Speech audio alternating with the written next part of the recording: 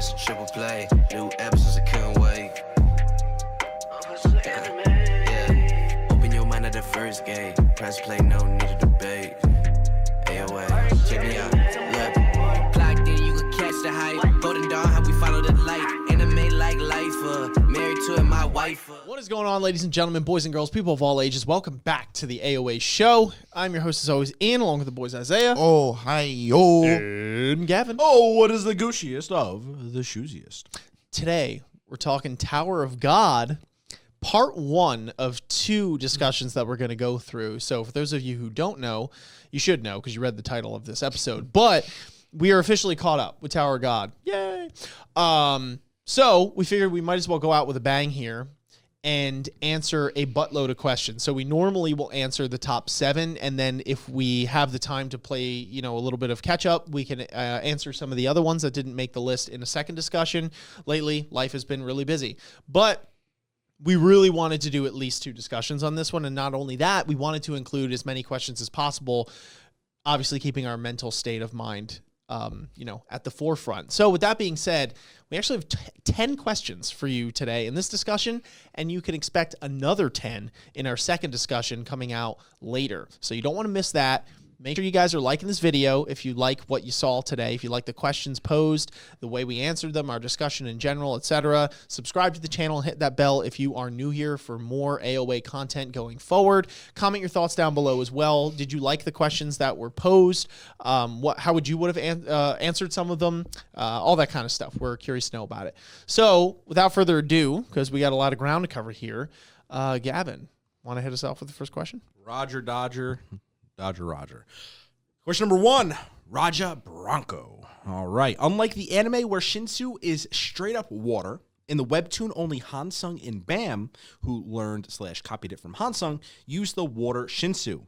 Surprisingly, even rankers like Delete, the test ranker and owner who seemed to never have seen that type, making it rare. Do you prefer the anime version, or do you like it being rare? If so, if there's a second season, would you like it to get fixed? Reminder that Hansung was considered a genius wave controller, so this Shinsoo is probably the most pure. I guess for me, is it weird that my answer is I don't really care? It's not weird at all because I had the same exact thought. That was your same Well, thought. that doesn't make it not weird. So that just means you're both weird. That's fair. Yeah, that is fair. Okay. I'll concede that. Okay. We are weird. So. Yeah. I guess short answer is I don't care, but I guess it is interesting if it were to be rare, I guess. Like I can go it swings either way for me, but the thought of it being rare in a sense, if it was kept that way, I'd be cool with it, but if it wasn't, I wouldn't really care, but I can see why people would get annoyed about it, especially if it was a rarity and they're not portraying it in that light. That would be a little bit of annoying. But I guess I think it's something that hasn't been directly addressed in the webtoon, where it's like water equals rare, it's like you can surmise it being off of the information that you gave us before as evidence, but if it's not something that was actually stated by SIU, I guess it really doesn't matter.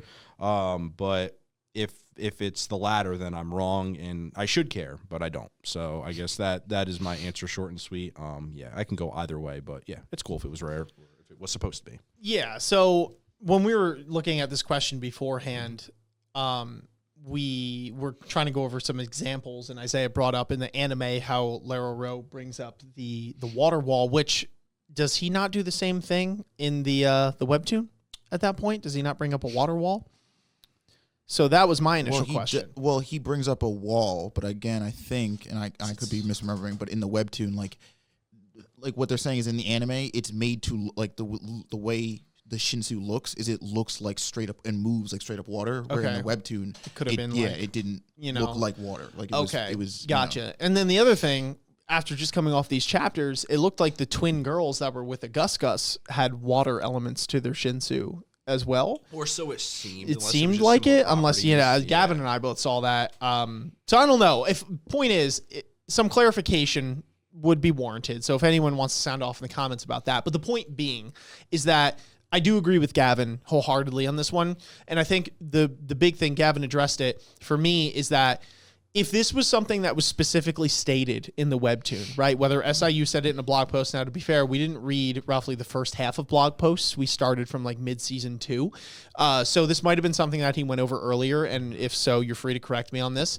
That's fair. Or if they addressed it at some point in the webtoon, which I don't remember any point, them saying, okay, water Shinsoo or whatever specifically is very rare. It just seemed to be that Hansung was elevated as this genius. But to me, that I don't necessarily see evidence that the water type Shinsoo and Hansung being a genius are directly correlated. It might just be that's Hansung used style, right? He could have been a genius, whatever style he was using it in. That's just what his preference is and what that, what his affinity is towards. I don't care at the end of the day. I almost like it in the anime. And to be fair, maybe this is a little biased because I started with the anime, but I really like the idea that Shinsoo has the similar properties of water. And I like that idea because I like the lines that, Lero Rowe says in the beginning where he's like, once you get to floor 30, you have to be able to withstand this just in general, right? You have to be able to there's this, I like how they incorporate that element personally. So I guess I'm not surprised that other people, and I guess this is the direction they're taking in the anime, can utilize Shinsoo and it looks to be reminiscent of water. I don't think that necessarily equates to them being a genius. I just think that Shinsoo has been said to have those similar properties. So I think it would make sense for anyone that is proficient in Shinsoo or can use it in general might utilize Shinsoo abilities that have water-like properties. So I think it might be, I think at this point, a little bit of a hot take here, but it might be a little bit of nitpicking with some people. Again, if there's a specific thing in the webtoon that states otherwise, then I'm willing to eat my words on that one. But if nothing specifically states it, and nothing is going to specifically state it, which to be fair, we don't know for certain, but I think it's I don't really care. What are your thoughts? At the end of the day, I think it's a little confusing because Shinsoo, even in its natural state, looks like water, Yeah. So in the webtoon, those two twins, for example, could have just been using regular Shinsoo, but it looks so much like water that somebody might look at it and be like, oh, isn't that water? So it's kind of confusing, at least visually, to draw the line of what, unless they say Shinsoo style, water, whatever, you know what I mean? Unless they delineate that this is a water attack, the line visually, it looks color and appearance wise pretty close to water. But yeah, at the end of the day, I don't really give two shits, to be honest, about which version uses what or what, because I don't think either doing it either way has enough of an impact on the story for me to be like, well, wait a minute. Hansung still feels like a genius, whether he's using water or just regular Shinsoo. So yeah, I'm cool with either. Yeah, fair enough. Moving on to the second question we have by Paul Gifted. Thank you for the question. Paul Gifted asks, we got a Mule Love and a Gus Gus appearance. Were you guys satisfied with Love's reasoning for coming back? Your overall thoughts on having those two come back? Is there an OG character you wish to see make a comeback? And then also Bear of Ike, we kind of added in on this question. We did this a couple times throughout these discussions so you could see it, just because they had very similar questions, but we didn't want to exclude it. Time for the important question. Do you prefer fried or barbecue chicken and why? So this is actually a couple questions in one, so I'll try and speed through it. Loved the Mule Love arrival. I mean, during the live stream, definitely want to catch that. We went crazy over that. We haven't had that much of an elated reaction for a long time. I'm not going to lie. There's just been a lot that's been going on. But I remember when we first did these read-throughs in season 2 and stuff, and certain characters, we'd be like, it'd be this wild thing. And I think that was really one of the first times in a long while that we were that genuinely excited for it. So it was really cool to see him. I love seeing him surf around and all that kind of stuff. And a Gus Gus, it was really cool to see him. And I like him as a character a lot. Am I satisfied with Love's reasoning for coming back? I will give it a pass and say yes for this one. I'm not going to lie. I said this during the live stream. Generally speaking, I'm a little torn sometimes. I understand the need for the comedic element from time to time, especially when things can get dark and dreary in certain stories, or there's a lot of death and gloom and doom and all that kind of stuff. And just because it's a feel-good thing, I can understand that, but I think it has to be injected sparingly and purposefully. This is one of those things where it's you could debate whether it was purposeful or not, if you could have got to the same conclusion without this. But I will say for this one, I did actually enjoy it because I thought it was very funny. It was very on character. To be fair, they were stressing this whole chicken love thing from the rip on this, so it's not like it came out of literally nowhere. It gave me a good laugh. It seemed to give the guys a good laugh too, and I like it. I think it was fine. I think, to be fair, Gus Gus in some way does relate this whole chicken debacle to Baam, and Mule loves preconceived notions about what is evil and who is evil because they organize or are followers of said evil organization, etc. So I thought it was fine. The overall thoughts, like I said, on those two coming back, I loved it. Is there an OG character you wish to see make a comeback? I would like to see.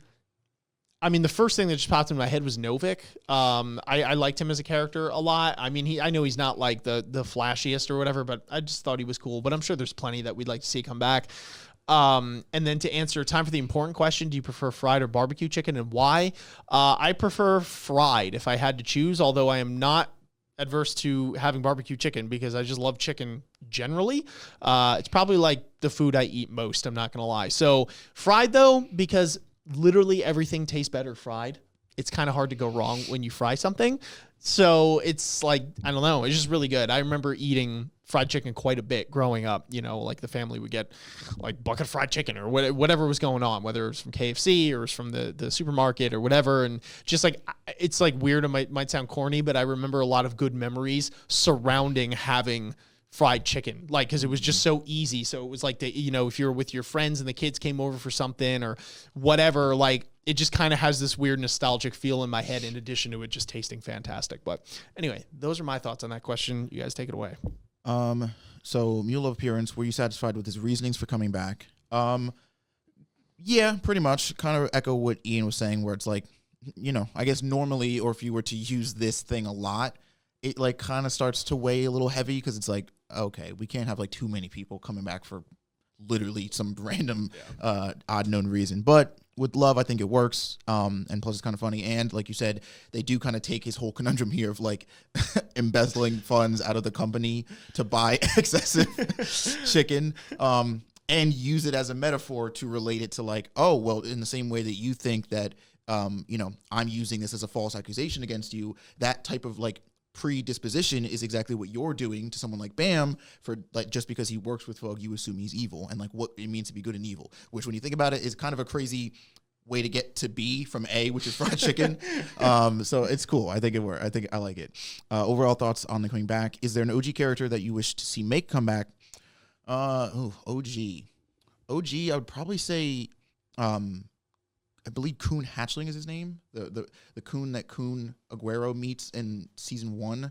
Remember when he comes into his lighthouse during the bull test? Yeah. Is that the blueberry one too? Yeah. Is he the same we guy? haven't really like seen do anything. Where last time we saw him was way back with Quant and Leo Rowe when he meets them and recruits them into Woolhawk Sung. But I don't know, you know, I'm just like, what is he doing? Is he like just chilling in Woolhawk Sung now? So yeah, he'd be cool to come back. And then Barrett with Fire's question, do you prefer fried chicken or barbecue chicken? I love fried chicken. I mean, I do feel like unless you're adverse to fried foods, it's kind of hard to not like fried chicken. True. But I will say, as somebody who does actually cook and like likes cooking, I do like making barbecue chicken more because like you can just get a little bit more free and kind of experimental, so to speak, with like how you make it, if you want, you know what I mean? So I don't know. I guess my cop-out answer is like both. I like chicken. I'm a chicken man too. Gavin. All right. So, I mean, honestly, you guys kind of nailed it with the, reasonings for Love coming back. It just fit with the character, so I won't really beat that one anymore. In terms of characters, I wish to see make a comeback. There's 4 that I wish. Lyborick, of course, being number 1. Quant being number 2, because I miss their dynamic so... like a package deal, right? Oh, dude, package deal, love it. Laurel, they did my man dirty. I need to see him come back in some way, shape, or form. You can shake your head. He's my guy. And the 4th one that I actually really, really, really miss as well is Horiang, Teddy Bear, because we haven't seen anything of him, and I kind of like, we honestly really haven't gotten an update on it. Like, I would actually solid picks. Just add like Team Sweet and Sour, that whole group. Yeah. You know, it's like, what are they doing? 100%. And then, do you prefer fried or barbecue chicken, and why? So I like fried chicken, although like you said, who doesn't like fried chicken? I have had fried chicken where it wasn't done well, and that annoys the living crap out of me because I feel like more times than none, fried chicken tends to be made worse or made poorly. I don't know. It's in the skin, dog, and it's always like greasy and like I don't know. Like you need to make it right, and fried chicken will be top pinnacle. And I feel like it's harder almost to mess up barbecue chicken, so it usually is like good 9 out of the 10 times. So it's a safer bet, but yeah, I like them both. So that is my very precise reasoning on both of them. I like those reasonings a lot. Cool. All right. Third question comes to us from Irene Sharda. She says, now that we've seen the whole thing, you can see now why we refer to Karaka as Karaka Anki. In this third season, Karaka has been growing closer to Baam, believing in him, instinctively helping him and saving him during battle, guiding him when he needs help, being a reluctant big brother to him. What do you think of these two adopted sons of Jinsung and how much of their relationship has changed since the beginning of season 2? Seeing Karaka's flashback, how has Jinsung affected both of their lives? So yeah, I will be one of the first to say that I love current Karaka that we have it now at the or the middle of season 3, because I wasn't a huge fan of Karaka when we met him and everything leading up to, but I wasn't a fan in the sense that like I hated his character. There was nothing there. There was nothing at least for me to get attached to. There was nothing to pinpoint and be like, oh, that's a really cool thing about this character other than his aesthetic, which was dope, but it was like, okay, what is his actual point? Is he just going to be the Slayer antagonist? Like, is he just going to be the thing on Fug's side that is, that's getting in Bam's, side, so to speak? But this season does a lot to humanize Karaka and really develop a personality in that character beyond, angry Slayer. So I absolutely love this relationship. I love, too, that it is very, like, Karaka tsundere, he's like, no, I don't want friends and I hate everybody, but like, what are you doing tomorrow? Loki wants to hang out with everybody and just be friends. I do think it's also interesting, like the dynamic of these three here. Jinsung, who's like this sort of stoic fatherly figure. You got Karaka and Baam, who are kind of basically like brothers in a sense. Where it's see, like the question says, seeing the flashback, the way Jinsung I guess took the approach to mentoring Karaka definitely seems different than Baam. And I would argue with Karaka, he took a little bit more of a reserved approach, whereas Baam, it was a little bit more of an active approach. And I think the reasoning, personally, is I think that if Jinsung is the one who gave Karaka the armor, that means he knows he's seen Karaka without the armor. So he probably, I think I would go so far as to say that if my hunch is correct, that Karaka is related to Wangnan, i.e. also making him related to Jihad, Jinsung knows that and feels that it's more important for Karaka to stay alive rather than getting involved or becoming such a pinnacle person in this fight that he could die and we risk losing the our attachment, so to speak, to that lineage, to that bloodline. So with Karaka, his ideals are more about preserving and making sure he survives, whereas Baam doesn't have that connection, at least innately, so he's a little bit more okay or understanding, I guess, with the idea of putting Baam out directly on the front lines, plus with this whole irregular thing and his link to V and Arlene, I think he feels that Baam is it's better off, because my other thing is, I don't even know, we saw this randomly with in Dorsey in the Hidden Floor. I don't know how much this pertains to anybody who might actually be related to Jihad, but I wonder if there's a thing where like Jihad literally has influence over people that are part of it, that are like literally his kin or part of his family, similar to how in the Hidden Floor, like in Dorsey froze just at the sight of Data Jihad. So I wonder if it's like, I wonder if it's just that. I wonder if Jinsung feels that it's dangerous to put Karaka in the same room as Jihad or in the same, place or whatever. So he's like, all right, you take this, obviously are going to be involved in the fight with Fug, but like, preserve your survival. When the war's over, when the smoke clears, when Jihad is gone, we need someone like you, here and available and ready to sort of help put the pieces back together of this tower. Where it's like, Baam, he's gonna have to be the one to like go in there and dethrone the king. So that's my thoughts on that. And I overall, just really like that relationship and his character. Yeah, I mean, good thoughts. I really mirror a lot of them. I like your predictions on that, where it's like he could have that freeze mode on him. I always have a soft spot in my heart for this dynamic ever since watching Naruto and getting the Pain Naruto thing with Jiraiya as their sensei. Like, that just really stuck with me, that I'm like, damn, bro, like you guys are like not related, but you are in so many ways, because your upbringing, in the sense that you guys didn't have a father like that, or, or anyone to mentor you and take care of you, speaks volumes, because when somebody talks of those memories of the master or the things that you've taught, like you guys are in sync, right? Because of like these shared bonds. It's just like, it's very cool to me. I like that dynamic a lot. And I like that they, through the course of their fights, have been able to kind of read each other. I think Kallavan even comments on it, where it's like they kind of read what's going on. So yeah, I like it a lot. And I think I've always liked Karaka, but I definitely like this version. It's really cool to see him, you know, fight for the side of good, I guess. We'll get into more questions about what's good and bad. But yeah, I think it's really cool. He's been pretty sweet from the beginning. I've always liked Karaka and his aesthetic. And I think this is a character shrouded in mystery, right? You get some of the other Slayers, you know, your Yamas, White, etc., and they're pretty out in the open in terms of, you know, they're pretty cut and dry in terms of like what their motivations are, what they are capable of to an extent, like those kind of things. Like, you know, White is like, I want to, you know, defeat my father, eat souls. Yama, he's like controlling he's leader of canine people, etc. Karaka has been this weirdly shrouded character in the sense that we don't even know what he really looks like, what his like true motivations are, although it's you know, obviously to kill Jihad, why, etc. It's like, I think he's really cool and intricate with that. So I like where he's come, and I like the relationship between them. And Baam must drive him absolutely batshit though, because I do feel for Karaka, and Karaka's like, Baam, here's the plan. Like, believe me. Because let's remember, Karaka is one smart cookie, right? Like, he was the dude in the beginnings of season 2 that was like big braining with all these schemes to try and get Baam. And obviously, he was outed in the end by like Hwaryun, and, you know, Kun helped and all that kind of stuff. But like, he keeps on being touted to be this like kid genius. He's young, comparatively speaking, for people in the tower. So yeah, he's got a lot of potential. He's really powerful. He's really cool. And I can't wait to see more of them going forward. Yeah, sweet. I want to harp on that last note that you meant, because I think Baam is the best thing for Karaka in that sense, where he may want to rack his brain like a million miles a minute, and he may just piss him off like to the highest degree. But like, Karaka needs that almost to be knocked off that peg, because I get a similar vibe to like Hwaryun, where it's like, I'm the all-knowing beast, I'm so smart, I know everything, and it's like, no, there are other ways around this plan, and there's other routes that you can take, although they might not seem like the most logistical, and probably aren't by any means. You can still reach a separate means to an end that, you know, could have better results, and it is possible. And I do feel like that benefits Karaka in a lot of ways that he may not see on the forefront.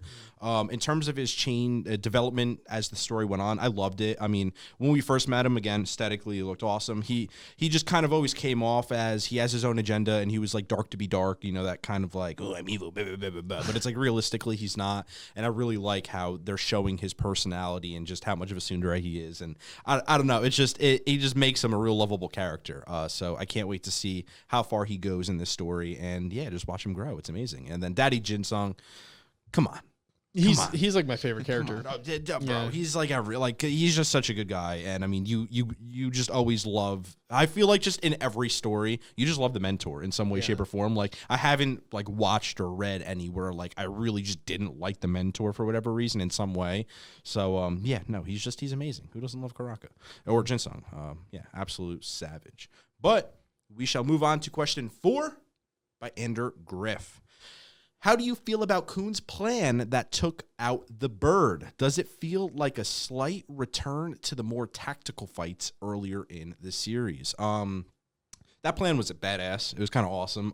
You know, just how they set it up. If you watch the live reactions, we were kind of like predicting different things that literally were wrong until, you know, the events actually unfolded. I thought it was really creative, really cool. You know, I always like to see, because as I use creativity, that this kind of tones back to the earlier, the beginning of the series, where it was like every test that he would come up with seemed very unique by nature. And like, you know, you haven't really seen it before, and they always ended in interesting ways and just like kind of devolved into their own nonsense.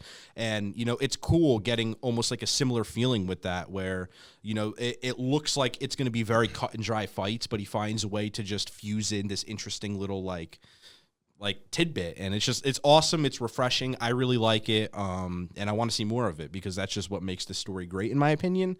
And yeah, it kind of just breaks out of the mold of fight, go, brute, like, you know, Shinsoo, blah, like, it just adds a creativity and like a little flair to it that yeah, I appreciate. So keep it up, SAU. Yeah, I totally mirror your thoughts personally. I thought this was really cool, especially since some of the regulars seem to be incredibly outclassed, obviously, by some of these rankers and high rankers in this bombastic war that we have going on, this battle. I know one of the things that we had talked about in previous discussions was, okay, how do you supplement, like, how do you have their time to shine? Do you bring in weaker characters, like in the Michael predicament, to go against people like Kun and kind of have their own little, like, you hang out at the kids' table while the adults have lunch, type thing? Or do you actively involve them? If you do, can they even do anything? Are they just bystanders? And I thought it was really cool that both Kun and Shibasu and all of them came up with this, really interesting and creative plan that none of us really saw coming. We were trying to, like Gavin said, speculate on the million different things that it could be. But when it really came to fruition, it was like, that was cool, because that took everyone to get involved on, regulars and rankers included, to take out that very powerful enemy who was going toe to toe with two of the Baylord brothers, who are like no pushovers. So it's like, that enemy was no joke. Yeah. So for them to be able to make that plan go off and to be able to take out a high ranker or ranker was pretty incredible stuff. And it was pretty cool to see. I like seeing that harken back to it. And that's just an example to me of how you can still have these like big bombastic fights and this power scaling go like way up the roof and still be able to incorporate and not make it feel shoehorned per se with some of these things, because that was, that could be, I could see a complaint, with it, because of the power scaling going the way it has. We've kind of moved away from some of these trickery style, like, let's think of this plan and go through, where we had a lot of that in the beginning, which is something I thoroughly enjoyed. So it was cool to see this injected into this large fight. Yeah, I mostly agree. I think that one of the big fights, moments, I'll say, like this, that really sticks out to me and I always think about is the hide and seek test, like way back in season 1. And this, like you guys were saying, really did feel like a return to form, in the sense that it's like that in that hide and seek test, again, these characters who are regulars are pitted against rankers. And sure, you have these stipulations, for example, like in that test where it's like, oh, the ranker is their opponent, but he like isn't going all out, and you can't, he doesn't have access to X, Y, and Z. But that is sort of the nature of this world of the tower, right? These regulars who have to climb up, floor after floor after floor are, for the most part, the story makes it a point to be like, because Baam is in our party, that's kind of why we've been exposed to as many rankers as we have, and perhaps this wouldn't be the normal occurrence for a regular. But this is how regulars get up to the top of the tower, right? They're not by nature, for the most part, strong enough to just brute force their way through any obstacle. They have to think. They have to outclass or outsmart whoever their opponent is by means of, getting stronger allies on their side, coming up with some adverse, trick or mechanism or whatever to get themselves ahead. And like you said, this opponent, which was stumping two of the Baylord brothers, was a very tough opponent. So these, it was cool to see, like we said, everybody come together, because this isn't something, in a way, this is not something that is new to them, right? This is how they got to where they are now. This is, coming up with these plans, analyzing their enemy, finding their weaknesses, and using any means they can to exploit them. This is what they know how to do, and you combine Isu's natural intelligence with Kun's ability to strategize. I mean, this is an incredibly deadly team that we have here, and this plan proves it. Well said. All right, moving on to question 5. We hit by Pipe Dream, regular here. Thank you for the question, long one. Finally, we got to this beautiful hug we've all been waiting for. After all this time, what do you think about Kun and Baam's relationship? In my opinion, this is one of the first times Kun realized he can't keep protecting Baam all the time if they want to accomplish their goals, and yet he won't allow Baam to lose his humanity, even though he is completely aware of how the tower works. Like he says, the fact that Baam cared about the souls is what makes him different, not only from Kun and White, but from Jihad. The God of Guardians compared Baam to Jihad so many times by pointing out how Baam had something else about him, and I think that's why. Everyone in the tower is used to death, but still Baam never treats it lightly, not even right in the middle of war. Do you agree with Kun? Is Baam not losing his humanity the way he can win against Jihad, even as a member of FUG? That's a good question, long one, so I'll try and break this up one at a time. What do you think about Kun and Baam's relationship, based, I guess, just in general sense, and talking about the hug? It was a really deep moment, and Kun has been an OG friend from the very start with Baam, and Baam and Kun have helped each other grow. I would argue that Baam has helped Kun grow even more so, and Kun has done a great job at grounding Baam and making sure he still sees his sense of self-worth in himself and realizes that he is doing the right thing. So I think that they play off each other very well. They're just fantastic. They're just fantastic friends at that point. I think their relationship is awesome, honestly. You need someone like that if you're going to go through this, this story that we have in Tower of God. This is like, you're not just going to the deli and picking up a sandwich. Like this is you're going to beat jihad, and you got, Rachel was a thorn in the side and potentially still could be, and you don't know who you are, and I could go on, and there's all this kind of stuff. So I think it's really cool, their relationship, and this is why Kun is definitely one of the standout characters in this series. You could definitely see why. Kind of going down here, the God of Guardians, everyone in Tower used to death. Do you agree with Kun that basically Baam not losing his humanity is the way to win, or, that he didn't lose his humanity? Don't lose it, and you are different from us. I do. I joked around about this with this in the stream, and I think you could peel back layers and layers in terms, and have a philosophical argument on what constitutes as goodwill, as evil, your intentions being in the, playing a factor in it. Even if your intentions were good, but you still went through with the act, doesn't matter, right? Like, we could really break that down. That's a whole week's worth of discussion right there. But just to try and keep it simple, I think especially within the confines of this story, I do think it's relevant. I do think it's very relevant that Baam genuinely gives a damn about each person who is either sacrificing their life or their soul to help towards this cause, whereas some people are just willing to disregard them like garbage, i.e. jihad, right? That's kind of the big difference between the two of them. So I do think, in the final analysis, that is something that is true. I also find it interesting because Kallavan gives Baam a little bit of the sauce when they're first fighting and says that you're not worthy to be king. You're never going to touch him, because jihad is able to see the bigger picture, and you get so wrapped up in the moment with all of these things, it's like you can't keep your head on straight, which on an analytical sense makes sense. But I do think it's interesting how Kallavan, and I'm sure we have questions about him, but then towards the end of that fight, we see that he genuinely gives a damn, right, about all of the soldiers, and he makes a different choice. He opts to let them go and go on a suicide mission, essentially, but he doesn't take it lightly at all. So in a sense, through Kallavan's actions, I feel like he almost just, his human side came out in that moment. And so just to relate it to Baam, I think Kun is right. And I think that is going to be a very important thing for Baam to do in terms of not losing to jihad, because I would argue, and this is where I think the story really comes to an interesting head for me,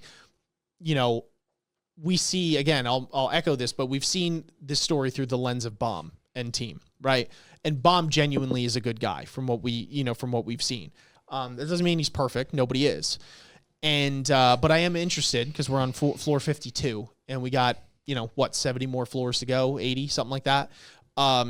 What the other things that Baam is going to have to do in order to ascend in this climb when he versus more powerful opponents. Now, White has his full power. How does that go down if White starts going ham? Like, where is the is that blood on your hands, etc.? There's a lot of pieces at play here. So depending on how you look at it, Baam is going to have to do some pretty shady crap to get to that point. But I think the most important thing will be Baam not losing himself and keeping that mindset that it's like, I don't take any of this lightly at all. Because when he gets to there, and if he dethrones jihad, if it's implied that, I don't know, if Baam's going to be the person, or he's going to be the person to instill new values in the tower and new people, that if he lost his humanity along the way, then I would argue that we have just Jihad V2, because I think that's been mirrored a lot, where it's like you're literally super similar to Jihad, you're just not a shitbag, and I think that's going to be the ultimate thing. Sorry, I went off there, but that was a long question, a very deep one. So anything you guys got on that one? Taking from the top, it was a very beautiful hug, very beautiful scene. I absolutely love this relationship. I am definitely one of the people who sees this relationship, whether it is platonic or not, as just one of my favorite relationships in this entire story. I love the way that these two, bounce off each other and reflect each other. And I love the way that these two help each other to grow. It's not just about like, oh, thank God Kun is here because like Bam really needs someone like Kun, but it goes both ways. And they both have had this happen to them, and we've seen, which I think is the more important thing, we've seen genuine change come out of both of them as a direct result from the other, right? So like you were saying before, we've seen Bam able to remain grounded because of Kun's, speeches and all the insightful advice and words he's given him. And like, on the other side, we've seen Kun open up more and start expressing and furthermore fighting and wanting to protect the things and people that are around him and closest to him. As a result of Bam. So yeah, I absolutely love this relationship. It's again, it's one of my all-time favorite relationships in this whole story. And then he says like, what do you, the God of Guardians, sorry, this is a very long question. No, I know. That's what I'm saying. All right. Do you agree with Kun? So yeah, in regards to the whole like Bam's mental state and all that. Yeah, I do. I definitely also think that it is important, especially in this context, to understand that where these people's heads are at and what their intentions are. Because I think it is easy to take anybody's actions that are defined as evil or morally, wrong to do and just like be like, oh, you did a bad thing, that like you're a bad person. But I personally don't believe that good people are immune to doing bad things. And I don't think that like just committing an act that is, deemed on the scale of black or white, immoral or wrong makes you evil. I think that scale is far too, it's not intricate enough, quite frankly, to actually judge like a person, because people are very complicated, very messy, and they're very unique. So I think, yeah, the difference here with someone like Bam, where it's like even as he's having to use those souls, and even earlier couple of chapters as he's watching all the people, all the dead soldiers and stuff like floating by him, and when he's looking at all the death around him, Bam, he has that moment where he's like, no, I have to look at this. I have to understand and comprehend and reconcile with like what I'm seeing. I started this fight. These people are going to die from me. I have to steel myself. But ultimately, we see in this moment here in his interaction with Kun that that's not something that he can do, and I don't think it's something he wants to do, right? Bam is not going to be a character, and that's how you said this in his blog post, and I completely agree, that will ever become desensitized to death. He will always see somebody die, and regardless who it is or what the circumstance is, it's going to hurt. It's going to hit him, and that is good, because that piece of the puzzle right there, I think, is the most important thing. That's how he stays different, even if, now sure, you can make the argument that depending on what immoral or wrong act he may have to or does end up committing in the future, it's like, oh, well, you've gone past the point of no return for me, or you've crossed this immovable line that like even if you come back and seek redemption, like whatever. But I think the intent, especially in this story, because this story doesn't work like real life, in the sense that like in real life, for the most part, the big immoral actions, right? You got your killing, your stealing and whatnot. You can pretty much get away with living a whole life of like not doing if you really like discipline yourself and like really like understand that and work to it. But that's not the tower. That's not the world that these people live in. Just has a different literal set of foundational rules. It requires a different kind of person to exist and live in it. And I actually think what's interesting about this interaction is that it harkens on the fact that when Bam first started his climb, he had the very typical shonen protagonist mindset of like, no, everybody's getting saved, nobody's dying, like I'm going to, do everything and be the kind of savior, the perfect savior, which doesn't exist in, the tower, and as a weird reflection of real life, doesn't really exist anywhere. There is no, this idea of perfection and always doing everything right, again, doesn't make sense. It takes out all the complexity that exists in every little bit of gray area that there is in not only, again, the real life, but in this tower, right? It is impossible for Bam to get all the way up to floor 134 without doing a single immoral act, right? So if that's the statement, if that's what we're going in with, if there's no way that he can get to jihad without doing that, well, then your scale has to be, all right, then he's evil, and I don't care if he makes it to the top or not. That's it, done. Or, okay, he did that, but why did he do that? What was the intent? What was the reason behind him having to do that? And does he care that he had to do that or not? Would he do it again? Again, thinking about like White. would he just do it again willy-nilly on a dime, not really giving two shits about the souls he's eating? Or does he sort of break down in an emotional crying fit? You know what I mean? Like, that, to me, that is what matters. So I do think Kun is right in the sense that, like, Baam has this level of humanity that will always keep him, hopefully, always keep him separate from people like Jihad and White. And yeah, that's it. All right, I'm gonna be real with y'all. I ain't even gonna try to attempt to climb that mountain that both of you just put in front of me because, damn, that was you hit the nail on the head and built a whole house. Quite frankly, that was awesome. Completely agree.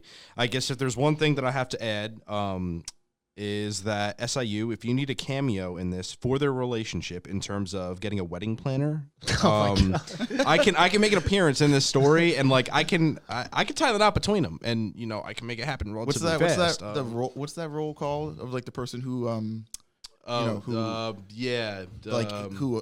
is it called? Who orates the marriage? Yeah. The priest? No. Well, they're not a priest. There's actually a name. Yeah, for there's a specific role. Oh, of like somebody I forgot who can, what like, it is. Oh, it's on the tip of my tongue. Marry somebody. Yeah, an ordain. Yes. Ordain. Bam! I will ordain Kun and Bam's marriage, arrange it, and plan the entirety of it. SIU. Give me a cameo in Tower of God. I'm not asking much. Who asked for a cameo? No one, right? No, just me. And you love me, and I love you. And then when Gavin dies on floor 6, because inevitably he won't make it that far, I would love to be the second ordain. Whoa. Ordains cannot be killed. I don't know if you met an ordain, but they are invulnerable. I'm just going to say. I just want to see Gavin drawn as a Tower of God character. That's really all I want to see. I'll chill on floor 1 and be happy just looking at that and seeing. He's like, I don't do tests. I'll just hang out here. I'm vibing. No, I'd try. Why not? You're in the tower. You might as well go for it, right? You get sniped. You're like, whatever. You die. You're like, whatever. Whatever, dude. Like, what am I going to chill out in like Bum City here and like floor 1? Get out of here.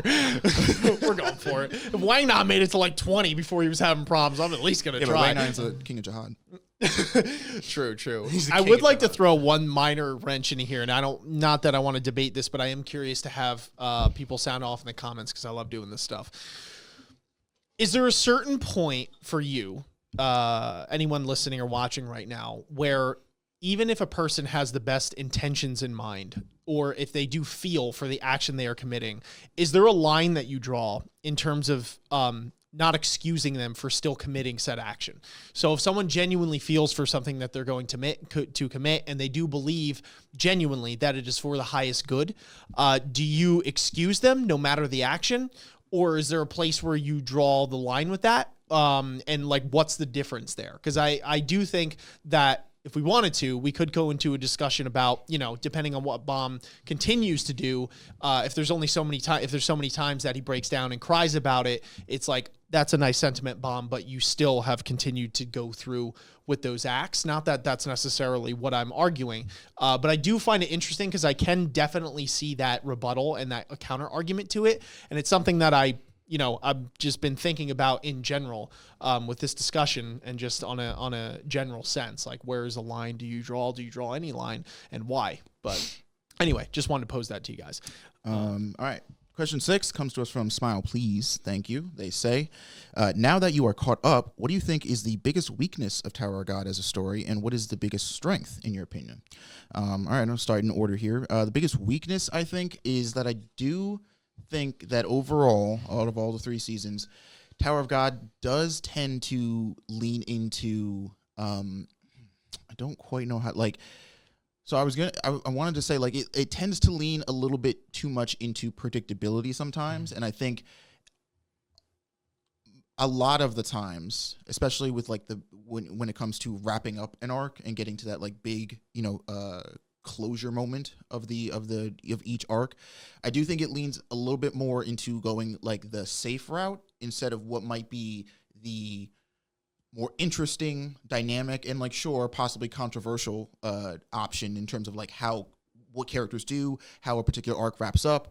But I think a lot of times I personally can't help but feel like we'll get to certain arcs, and regardless whether I thought the arc was good or bad, because even even an ending as predictable as it is, if it's good, like I like it, I can't help but be like, oh man, but like I wonder what, like if this character just did this instead, or like, and then the first thing in my head that I think of is I'm like, you know, I could like some people probably wouldn't like that, but in my mind, I don't know. As a like, and you know, don't get me wrong, I'm no fucking reader, so like, you know, fair enough. I'm just talking out of my ass, but like, there's something to me that like always hits me when I can acknowledge that like a writer decided to take the risk and decided to go with an option that they knew maybe wasn't the most popular one or wasn't the most predictable one or the safe route. I guess is really what I'm getting to. Where it's like, oh, I need the main character and characters X, Y, and Z to be here at the end of this arc. So, okay, I can have them go here and then here because then logically they'll be here and we can move on.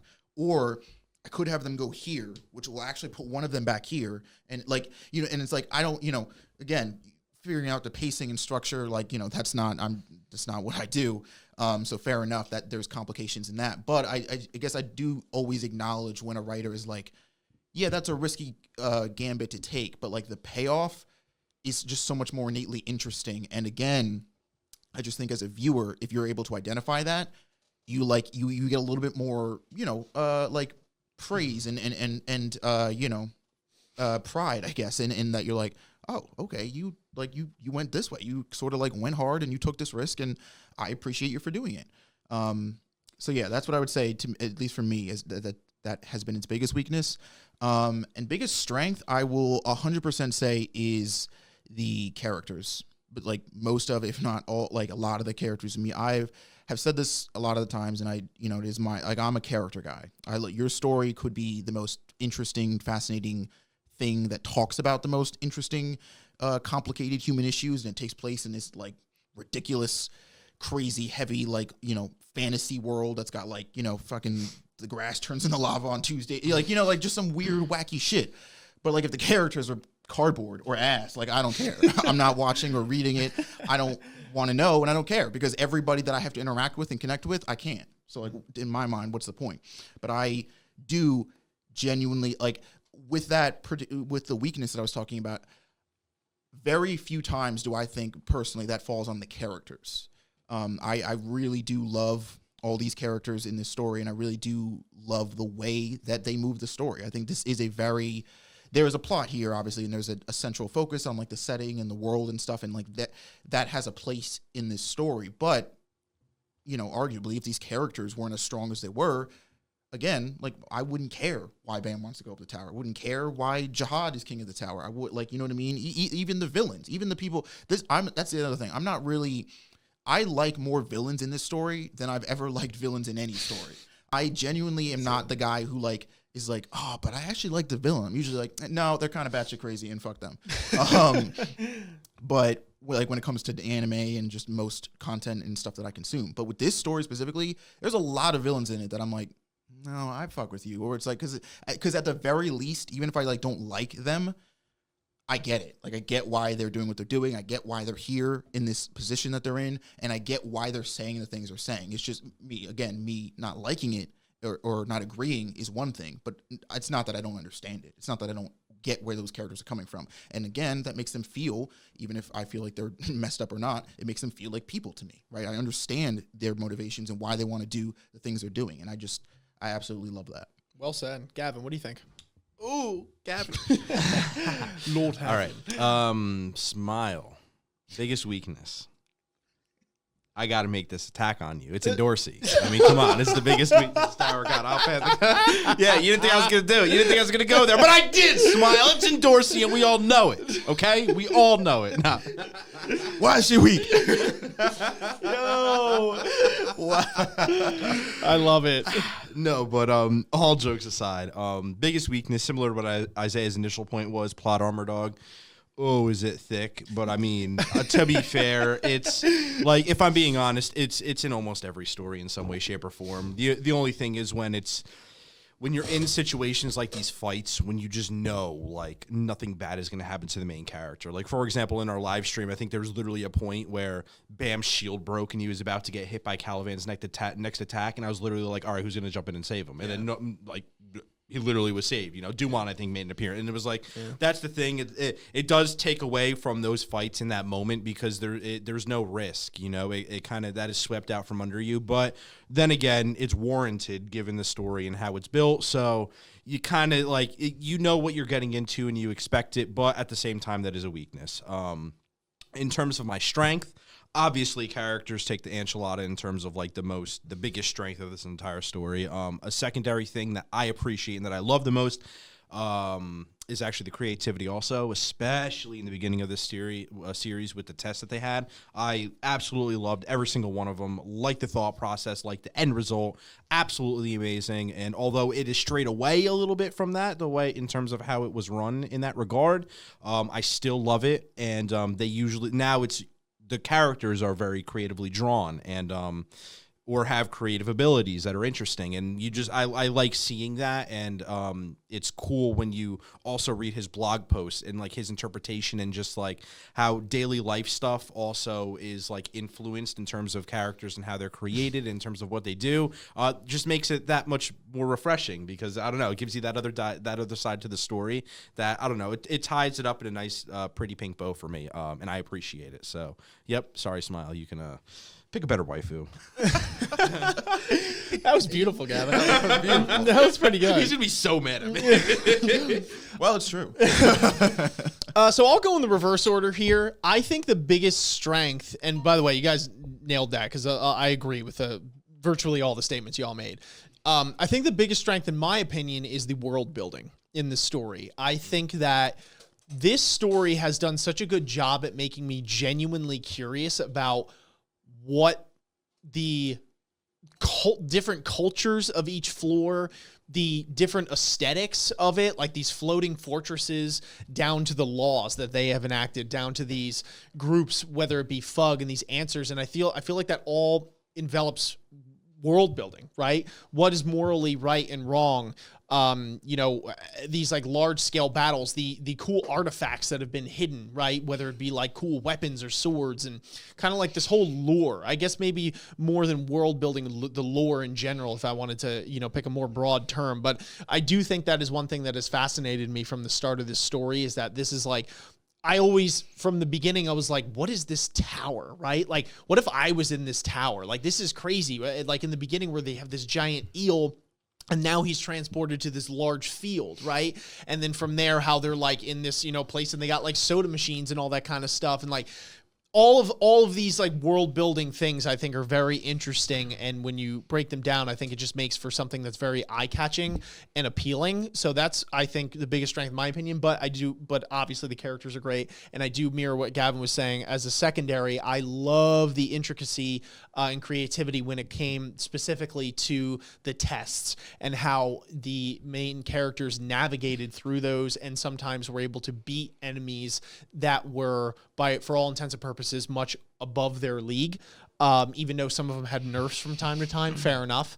But I do think that's very cool. I like this idea that it's not that you're just going to punch them out per se, although I do love a good fight. Who doesn't?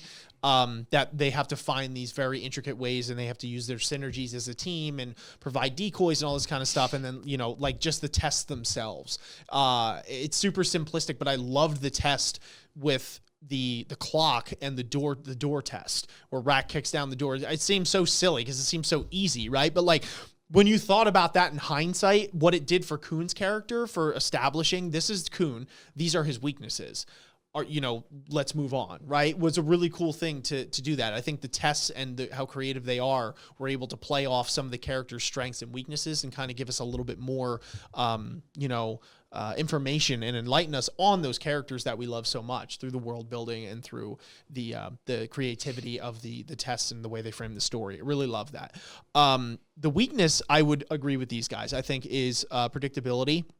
And as Gavin said, plot armor, super thick. I'm not going to lie. One thing that kind of drives me up a wall from time to time, and I think Gavin, summed it up in the plot armor is really what it is. But sometimes I know during live streams I'll joke around and I'll be like, why didn't that person die, right? And I don't always mean that. Sometimes I do.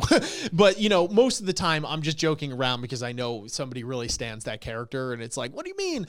But I do think to an extent, if obviously I'm not saying they have to just axe characters for the sake of axing them. I do think there should be a purpose, just like I was saying before with the injected doses of comedy, right? With the fried chicken bit. I do think that if it works, it works. But I will say I'm not a writer, so this is just one opinion. But that I think there were some opportunities probably throughout the course of the story where they could have probably, either killed a character or made a more risky decision. Doesn't have to be a death, but like Isaiah was saying, where it was, okay, this might be a controversial ending to this arc or a controversial thing that I've done or something that is going to make me have to kind of rethink how I'm like putting some of the story going forward. But it's a risk I'm willing to take because it might not pay off. It might. And I do agree with you wholeheartedly that I think for me, that's something that I notice and fully respect at the end of the day. And it's not easy, right? I think sometimes the easier route is going the predictability route and the plot armor route because you always know you're going to get the people to be like, oh, I love my main character. I love my favorite character and I want them to be around as long as I possibly can. And I love where the story is going. And it's hard to have more complaints against that. But I do think as a long-term strategy, it's sketchy in the beginning, but I think if you could pull it off and really have those oh shit moments or there's moments where it's like subverting our expectations as viewers. And if you can show that you're fearless in story making and pull those things off, I think that sometimes it can pay dividends for you in the future. I mean, one show that I will always refer to in this, at least in the earlier stages, was Game of Thrones. With this spoiler alert, when they kill Ned Stark, which was like a total like literally blew my mind. I was like, you literally just killed your main character. It was literally the main character of the show, and I was like, how do you make a show from here? But what do? They literally made the show from there. And it was really damn good. And you realize that it was like, it gave some other characters time to shine. And it was funny because they still utilized the name of Ned Stark, even though he was dead throughout the course of the story to drive it. So it was like he was dead, but he wasn't. That's always my go-to example. But my point is I really appreciate when stories do that. And I would say that one of the weaknesses of Tower of God is that it definitely strays to the side of safety 9 out of 10 times. And it's something that I would like to see shaken up a little because it would definitely throw me for a loop and kind of get me re-engaged to be like, oh, where do we go from here? How do we do this? Now that the X thing has happened, right? Instead of being like, all right, I already have a pretty good feeling of like where this is going. But that's my answer to that question. All right. So question number 7 by X Guerrera. Gavin catcalling him right now? Gotta give it some of that flair. All right. What are your thoughts on Lyborick? If you remember a few chapters ago, Yasuracha was wondering where the hell Lyborick came from. He said there was no info about him and that he became a squadron commander very suddenly. Lyborick also was turned into a squadron commander by Adori Jihad herself and receives orders from her directly, and it seems like he is not scared of Kallavan at all. What do you think he's hiding? There are some theories that he might be from Jihad's organization called Red that is full of crazy assassins. Lopo Bliren from Season 1, or Rice Ball, is from that organization. Okay, so thoughts on Lyborick. He's a lying sack of crap, and he needs to be lit on fire and thrown at a brick wall. That's no, he's an asshole, dude. He's literally just a lying piece of crap. So yeah, my thoughts are he's trash. Kevin's like, I will fight you on this. I will fight and him. There's no redemption that I see. And so in terms of where he came from, it's interesting because that organization that Rice Ball was in, Red. I guess in a way I could see that, although it would be interesting the fact that he would become a squadron commander coming from Red, because if I'm not mistaken, back when we learned that Rice Ball was from said organization or from Red, that it was very top secret in terms of Jihad. Like, it was almost like the secret service of like his people, and that if he ever needed to get rid of somebody, he would send said assassin after them, but their names weren't known in the tower. Like, it was on the DL. So I feel like it's almost counterintuitive to take someone from said organization and put him on a pedestal like being a squadron commander, because just by the fact, like, Yasuracha is asking questions, like, I don't know, I feel like that almost undermines the whole Red, like, community that he has built or organization that has been built to be as secretive as they are. I don't know. I just feel like there's a weird like not controversy, but Contradiction? Contradiction there. So I don't know if he would be from that organization. However, with that said, I also don't know where he would come from. I mean, this tower they have been known to groom people. I mean, look at the princesses and, pick out just anybody who is a top like competitor or has a lot of potential. There is like so many people out there to grab them, groom them into, really powerful beings in this tower. So he could also just be, the result of that in terms of just a kid, had a lot of potential, almost a prodigy, maybe was like a nobody and, was almost picked up in a sense. Although knowing Jihad, he really probably wouldn't pick up anybody who didn't have a name to back them.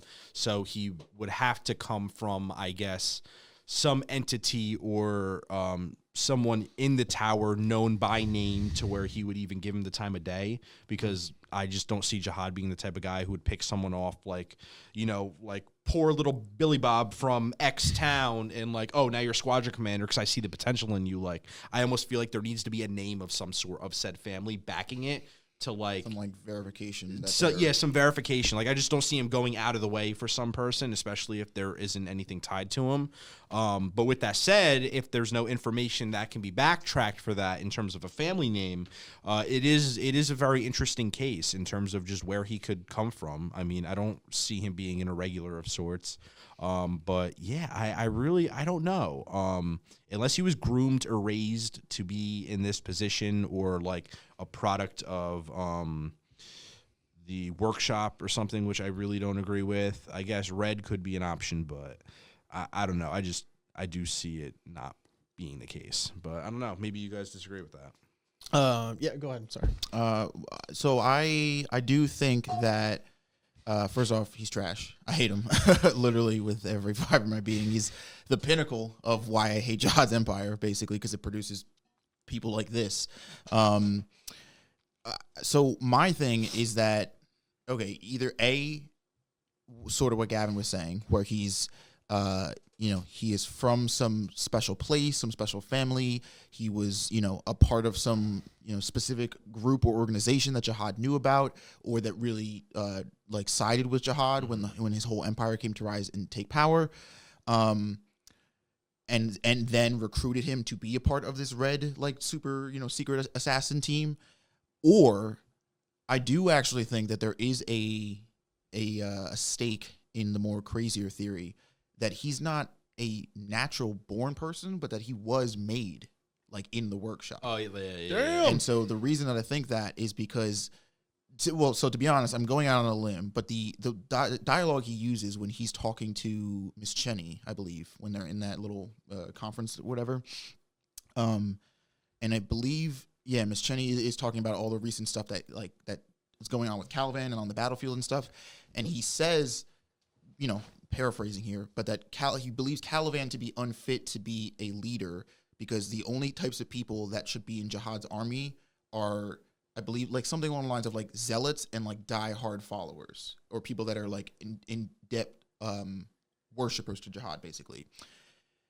This, there's something about this character's personality that almost seems verbatim robotic, right? That there isn't an ounce of human emotion or, emotional intelligence at play when he's making decisions. And I would say that there might be a claim here that it's not because he's just super analytical and doesn't use his emotions, but rather he doesn't have any. He was created in the workshop amongst probably some other, synthetic life forms that we will maybe meet, going higher up in the higher floors, that Jihad had made to serve this high in his army. This person takes their orders directly from Indori. Indori is one of the only people that communicates directly with Jihad. I don't think you get to be in Adori's good graces unless you are you have to be almost as loyal as Jihad is to him, to himself, in order to be in that sort of circle. And I think the only kinds of people Jihad could trust in that circle, although, fair enough, he's not relating or relaying directly with Jihad himself, but is somebody that he doesn't have to worry about being a Kallavan, where it's Kallavan has been very, disciplined and steadfast to his loyalty in jihad. But at the end of the day, Kallavan is a person. And like we see in these chapters, he can succumb to his human emotions and his connections and bonds with people and make decisions against jihad's army. Jihad can't have that ever. So if you had a synthetic person who theoretically literally didn't have to worry about that because that's just quite simply not a factor, jihad has the perfect soldier. And so I don't think it's out of the realm to assume that, like, you know, maybe this person is not a human in the sense that they're a natural born being, but that through the workshop and, you know, the myriad of crazy fucking items that we know jihad has, that this thing is a man-made soldier. Interesting theory. I'm not going to dispute it because I have no clue. But I mean, you back it up pretty well, because I was just genuinely thinking when first reading the question here that this guy is just the like perfect Machiavellian archetype, where it's like this dude is like just like emotion doesn't play a factor into it, because like, quite frankly, he's like, I don't have time for that shit. You know, this is what it is. These are the facts. People like Kallavan more than jihad in this, and therefore that poses a problem to us. If you are of that Machiavellian mindset, you'd probably respect this guy in the sense that this guy is just like, yeah, I saw what had to be done and I did it. Okay, fair enough. You know what I mean? I guess, you know, respect there, if that's what you want to do. From a viewer perspective and just knowing the story as we know it, definitely a certified prick. So, I mean, there's that. So yeah, but I mean, like, I guess, and I don't mean this as a defense because I don't like this guy at all, but I understand, you know what I mean? Why? Yeah, crazy. I understand, although it's, you know, wrong in the grand scheme of things, I understand why he makes that move. And the guy must be really strong because he doesn't seem to fear Kallavan's retaliation. And Kallavan is a literal moving rock or fortress. Yeah, as he was referred to. This guy just laid the hurt on like everyone in this arc.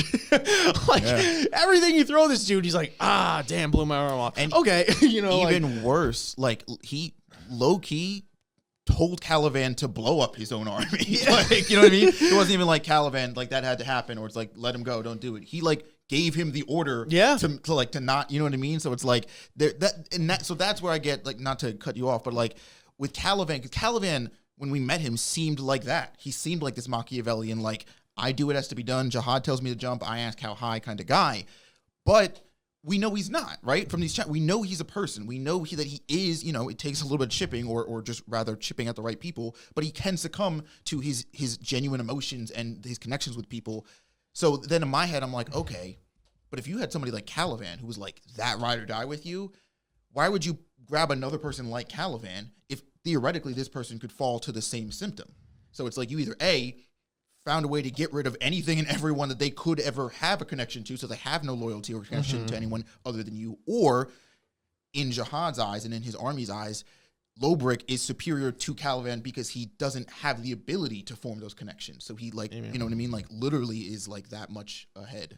Yeah, I don't know. If he's that would definitely explain it. But if not, he's just that, you know, he's just that like cutthroat. That's it. It's like, you guys like him more. This clearly poses a problem to us. You know, if it was him who met Duan in the beginning, I remember I was saying, I was like, Kallavan, that's going to bite you in the ass that you didn't kill her now. That guy would have chopped her head off immediately if that was that dude, you know? 100%. And it's like, to be fair, you know what I mean? Probability of survival of Jihad's army, 60%. Listen, like, he's a total prick, but I'm, you know, gonna be honest, like, if we want Jihad to win, if that is the ultimate goal, like, at least in this guy's mind, I get it. There might wind up being this play where it's like, oh, well, you actually, if you had actually given a crap about Kallavan, now you turn him against you. So, like, now, like, you thought you were so analytical to a fault where it's like, it's not that you made the wrong decision on an analytical, but you kind of forgot to take the human element where it's like Kallavan isn't going to just like lay over and take it, which he's not. And so, like, that's kind of where you shoot yourself in the foot. But again, if you're just, especially if he's a damn robot, if you're just weighing probability, then yeah, he makes that choice. Definitely a prick though. In the vein of what we were talking about before, where it's like, what do we think are strengths and weaknesses of the story? I personally think it would be a little bit riskier of a play to introduce an element of like synthetic, non-natural people into this tower, and that like there's some weird link to, again, whether it's the workshop or Jihad's I don't know, myriad of 1,900 items that he's got locked up somewhere that we don't know what they are or do. I don't know. I think that would be a pretty risky but creative like play into the story. Now, how does it integrate into the big overall ladder? I don't really know, but I feel like the explanation of like, oh no, he's Kallavan, but like even harder. It's like, okay, Yeah, go ahead. I got a weird theory. It's probably -% correct, but we don't know what Adori Jihad looks like. If I'm not mistaken, we haven't like seen her at all. I don't think all so. we know is that she's blonde, because I thought there was like a panel that showed the back of her, and she had like a cape and it was blonde hair. I hope not. I personally would like her to be a redhead, but I mean, all right. Well, nevertheless, a weird thing that I was kind of going on in my head of what if he was actually like related to Adori Jihad, as in like her son in a sense. Now, although she's a princess and they're not allowed to have kids, we do know that they can be born, i.e. Anak. And with that, if a princess were to have a kid, nobody would be allowed to know about that in the slightest, like at all. So that might explain why there would be no info about him at all, because nobody would be allowed to know of his existence. However, since obviously she has a very good relationship with Jihad, almost scary good, he might have allowed it, and because he is actually like, born from said princess, he would also be a prodigy in a sense, because we know how powerful these princesses are. And she is the chief commander.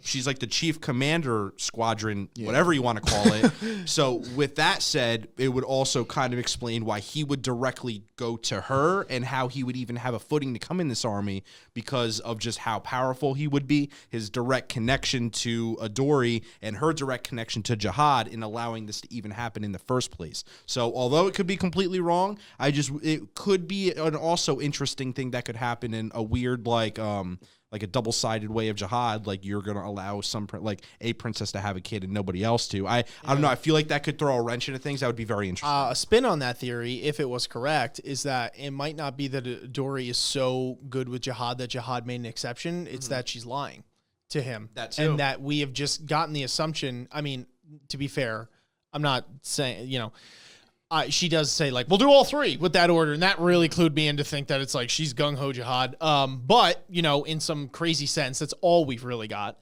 So if that theory was true, there could be something where she's hiding that from him, which would be very relevant. It would flip a lot of things on its head, because now if number one princess is beefing with Jihad, Yuri's beefing with Jihad, Miss Chenny's just batshit, but like she seems to want to fight Jihad. He's got like a quarter of his princesses that are just going AWOL. But again, that would be assuming that that's her son. We don't know. That's totally off the wall. I think that there could be the possibility. I personally think that it could be that Adori has like her own not squad, but like her own play like that goes between her and Jihad on certain people that are within the army.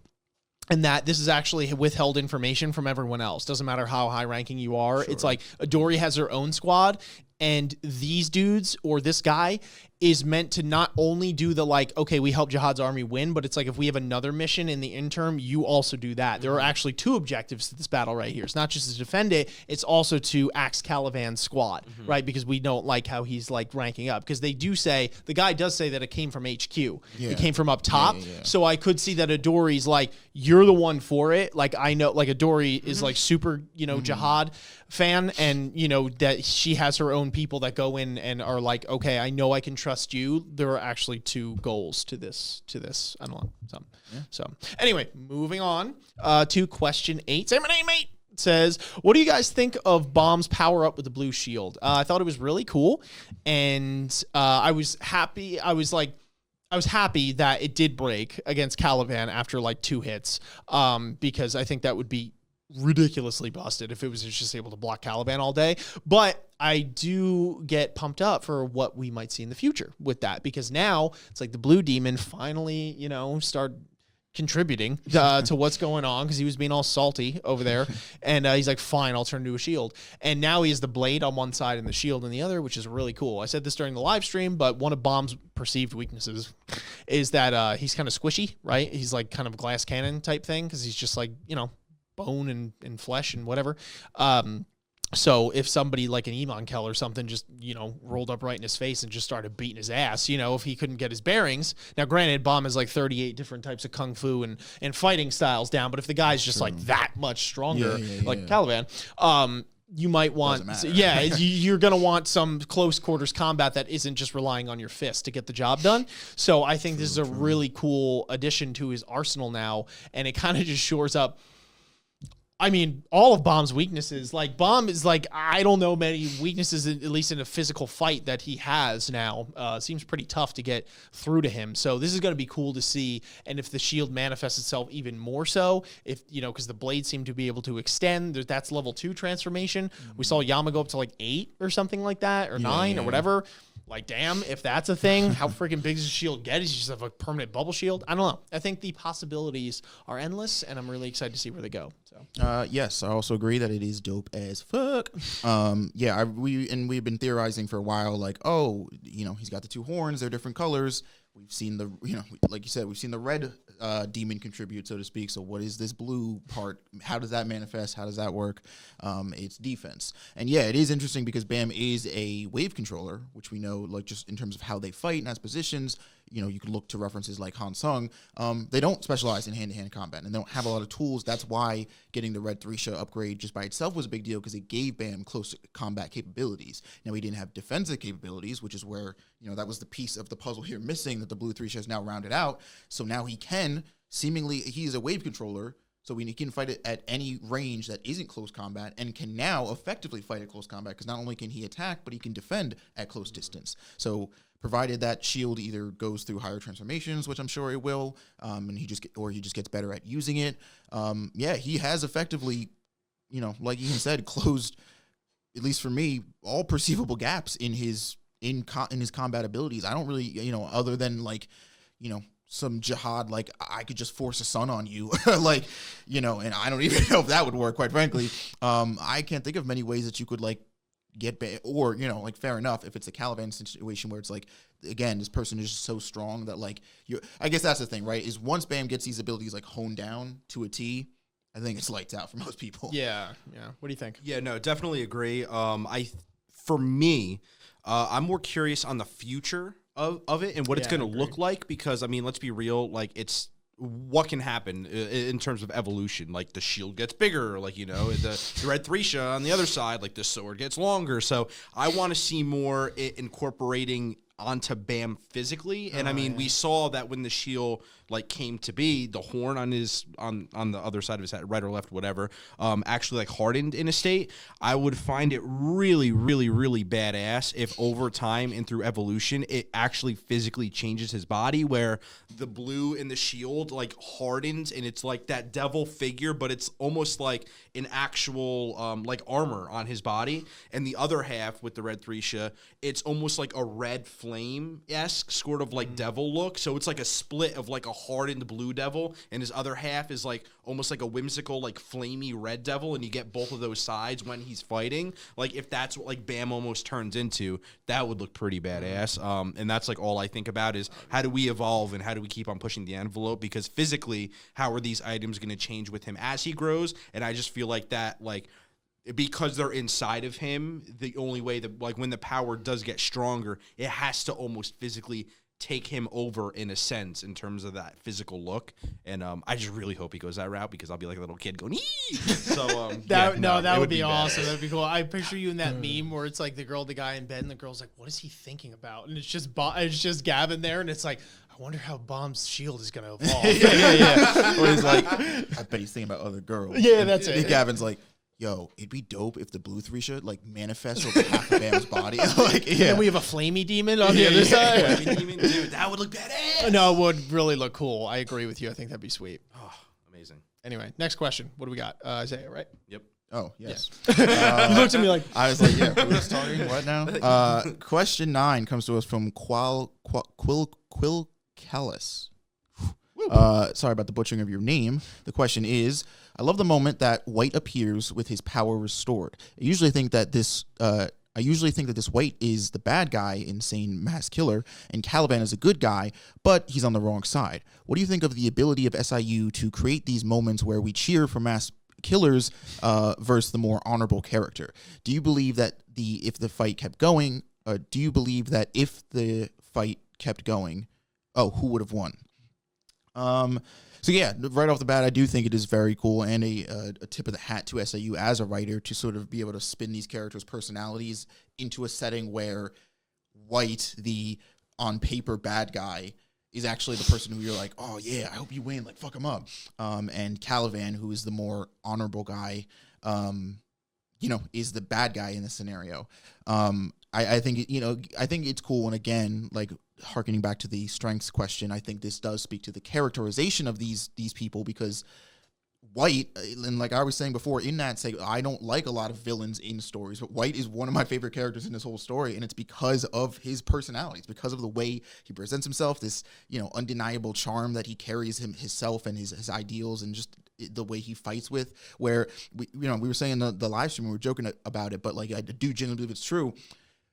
White, just watching White fight is a spectacle. Like even he's going at Kallavan with all he's got. He's trying to kill Kallavan, and he's even making like weird looks to Baam, like, "Ooh, I'm gonna eat this kid up." And like, part of you was like, "Oh no." As the villain, like, I don't want you to do that. That's bad for the heroes. But then when he goes out into the field and he starts swinging that sword, you're like, damn, he looked fine doing it though. Like it's hard, for me to, it creates this like weird complexity or I can't think of the word, but like this weird back and forth in your mind where you're like, wait, but Kallavan is like the more honorable one, but he's also like evil, and like he's on Jihad's side, and White's like a crazy serial killer, but he's kind of cool, and like you just don't know what to do. So I do, and then I think, do you believe if the fight kept going, who would have won? I don't know. I guess there's something to be said for Kallavan probably winning in the end, just because I think it was implied that like White was trying to finish or needed to finish the fight quickly, because while he had finally achieved his former form and or state, the power like didn't last indefinitely. In other words, much like Baam and Kallavan might have been able to outwit White in just a sheer stamina fight and like just physically stay up longer than White. So perhaps Kallavan probably would have won, although I don't know, because to be honest, in that fight, like there really was no clear winner or loser to me. They were both giving each other blows and keeping each other at bay like pretty consistently and pretty back and forth. So that's a tough one for me. But yeah. What do you think, Gavin? Yeah, no, it's definitely interesting. I really like how he does play with these like good and bad people in terms of what the sides that they are on and our perspective of the side. Because I mean, for all intents and purposes, we haven't like really heard from the horse's mouth, i.e. Jihad, which is like what makes him evil. We've only seen the actions that have like been the byproduct of commands or whatever that you assume have come from him. So it's interesting how we don't like similar to what Ian usually preaches, we assume he's the wrong, evil, bad side, but we don't have that all fleshed out. Like, we haven't gotten Jihad's explanation for everything that's going on and the reasoning behind what's going on. So it's like you do make these sides, which you believe is bad and wrong, and it's almost like human nature and the stubbornness of it. And it's like, if you think that something is right and believe that is something that's right, if somebody who may be evil buys onto that same ideology as you and backs you 100% or is willing to help you, you are able to look past the negative shortcomings that can come from that person just because of that innate belief that they are on your side. And I do think that that's just an interesting thing that everybody has in terms of like their stubbornness and their thought process. And it's like when you're able to tick that and like really play with it, it creates conversations like these and what allows that whole morality and dynamic to like come into it and like really try to decipher what is right and wrong. Because just based off of any perspective change, the whole thought of what the initial argument of what was right or wrong can be flipped on its head. And that whole thought is really cool and really interesting. And we see it nowadays where it's like you get ex-mass killer like a Jeffrey Dahmer per se, and it's like innately there are people who are going to be interested on his thought process and why he's thinking those things. And even if like you don't agree with them, and you shouldn't agree with them because he's a psychopath, it's like there is like there's an innate curiosity that people have towards that, and if used positively can, detract that from occurring. But if with another perspective, people will be on that side and really follow like almost like a copycat in that sense, where they will follow suit in that person's perspective. And it's like, it's just really cool how it's like real life scenarios are brought into that, and just how we think and how we live our daily lives and come up with our thoughts and our own stubbornness. And you could play with that. And SIU does it really well, and it's enjoyable to read because we can have these conversations. So that is my... Who do you think would have won if they won? Oh, I forgot about that. I am actually with Isaiah on this as well in terms of Kallavan winning. Just because literally you can never make him stop. Even if you probably cut off every one of his limbs, he will find a way to keep on fighting. And it seemed like White eventually, he did have a limit to his power and seemed like he was reaching that limit. And I mean, another thing is he also had help from like Baam and Karaka and like Duan and all these other people. So I mean, one-on-one, I don't think White really stood a chance, especially after he already was fighting Karaka and Baam, being Kallavan, and then White eventually made his appearance. But I do think that Kallavan would have won due time, just because he is like just a literal tank who will never be destroyed, and White does have a limit that could be reached. And I don't think that White had the capability to like actually kill Kallavan in that moment. I do think I do think obviously, like I said, the limit thing is a fair play. But actually, I think White was probably the one who was going the most toe-to-toe with Kallavan. I don't really think Baam and I Kallavan... have thoughts on this one that I'd like to say, too. Okay. Well, because you're going to say what my thoughts were, probably. Go And ahead. so when I'm going through... Well, I'd like to answer the question. Sure. I would like to answer the I'll question. go sit down. Yeah, because we might say the same thing. So I'm just saying I find it interesting. But to answer the beginning of it, yeah, I think Gavin hit the nail on the head, at least for me. And this is something that I've been vocal about. And some people will be like, sit down, but I'm gonna keep screaming it, where it's like, I think what you said about people willing to give others a pass because their goals or they coincide with their beliefs, and it kind of solidifies it, where it's like, we are through, for taking Tower God, we're through their perspective of Baam, and jihad is bad, and blah, blah, blah. So that means that, White has done all these things, but, White's helping us right now in some facet. So it's like, we're going to give that a pass, where it's like, if maybe somebody on the other side, like this is a prime example, Kallavan has done some questionable shit. And I think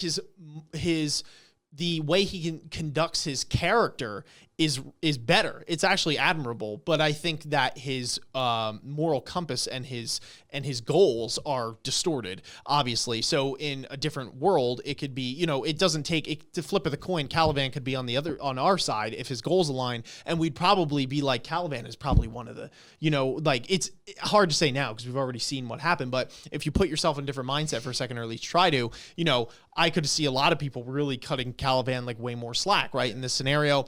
And I think this is something that is played upon so much in this story. So I always, for me personally, I try, everyone's susceptible to it, like Gavin said, but I try and separate myself and separate my emotional stake in it, or whose lens I'm seeing it through, and try and just look at the action as that, right? Just like, regardless of who the person is or what's going down, like why, like what that action was that they're committing and all that kind of stuff. And I think that it can help sometimes in life to be able to kind of try and detach yourself from that at times, because what happens is that people, live in an echo chamber a lot, unfortunately. And there are times where somebody maybe is, sure, they're taking your side, but they're doing questionable stuff, along. And that doesn't, those two wrongs, that wrong doesn't make it right. The ends don't justify the means, in that scenario, in my personal opinion.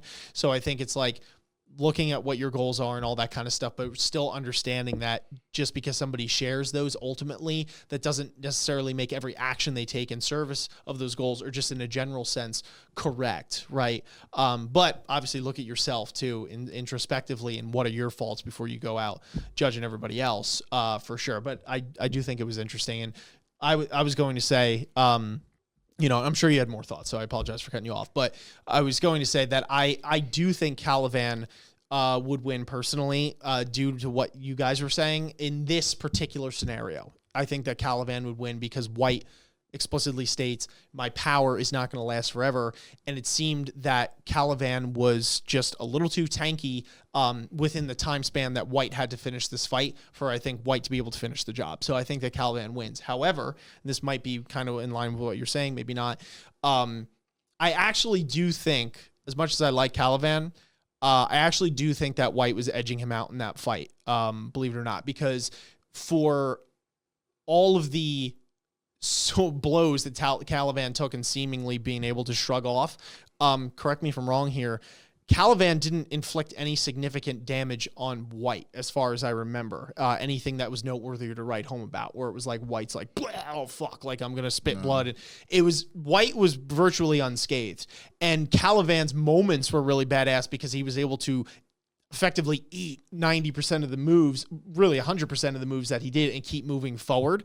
So I think that so long as Kallavan doesn't, get taken out. Now, I wonder to the extent how Kallavan, like if he got all of his limbs cut off, he could just make those explosion limbs. I also wonder how much that takes a toll on him, if it does at all, right? If it's like he only has so much gas in the chamber, and like making sure he has an arm at all times is kind of eating into his power. So if you were to cut him down to size, it's like his power significantly weakened just to stay in that state, and now he's on a clock, right?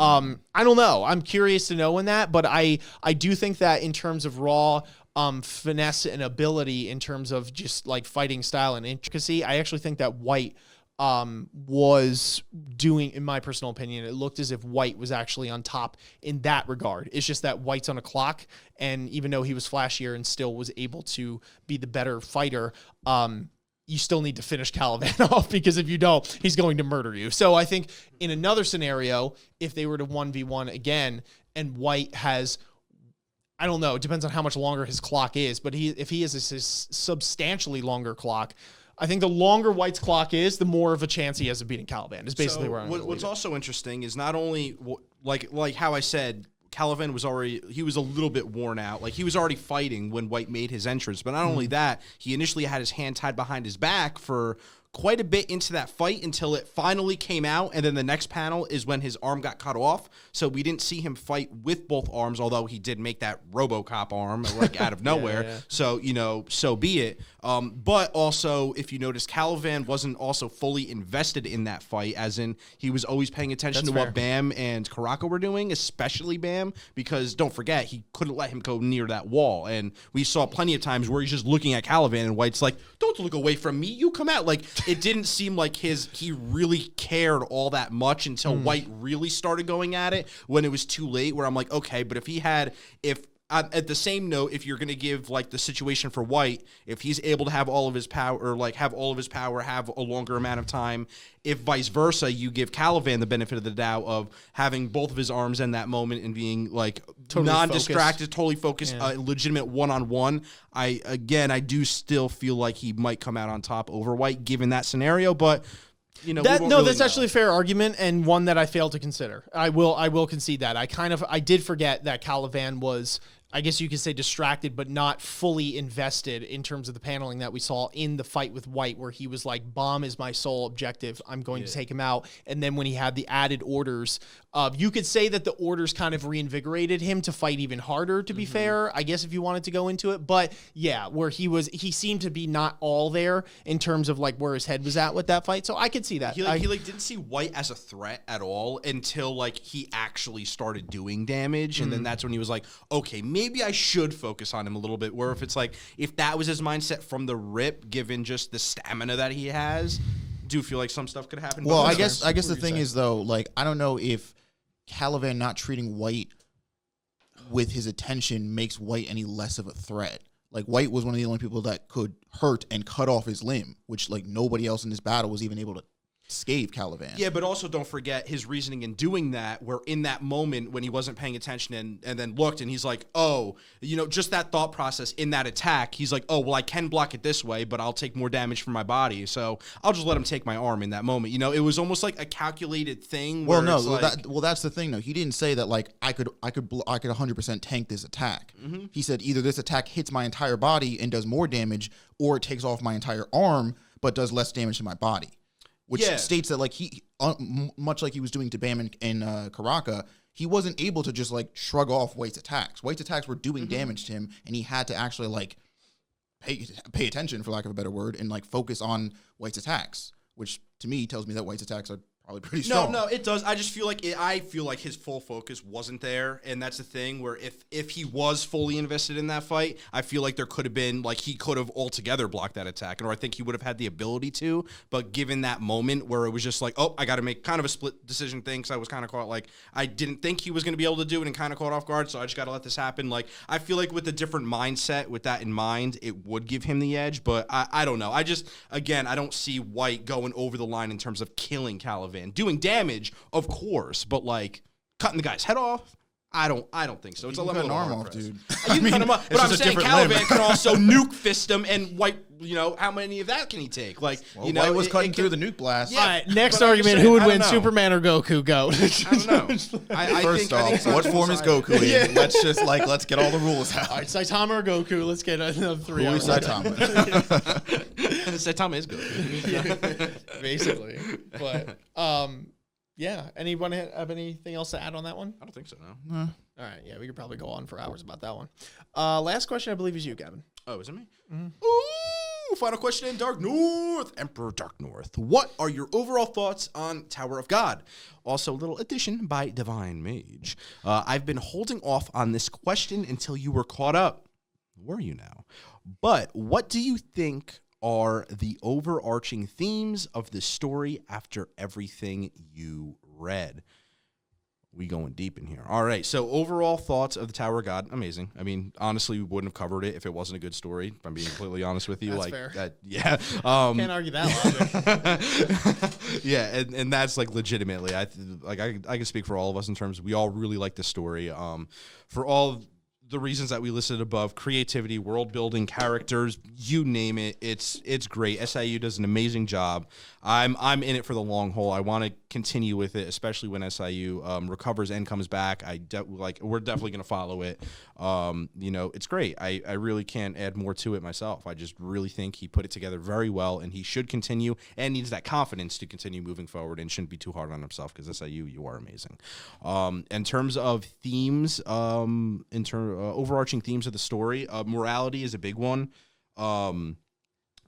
Really big, deciphering what is right or wrong, especially in scenarios that Baam specifically is put into.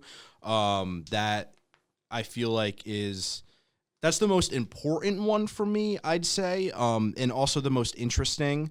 I'm trying to think of I don't want to do just generic themes off the bat where it's more. I mean, it's a pretty deep theme when you think about No, it. I know, but I mean, I'm trying to think of different ones that differ from other stories, because I mean, in some way, shape, or form, I feel like a lot of stories dip in on morality in some way, shape, or form, although not to the extent that this story does. I'm just trying to think of more extracurricular, outside the box things that might have been touched on thematically that other ones haven't. So I might need a minute to sit on it. I don't know if you want to take I don't over. really know if Tower of God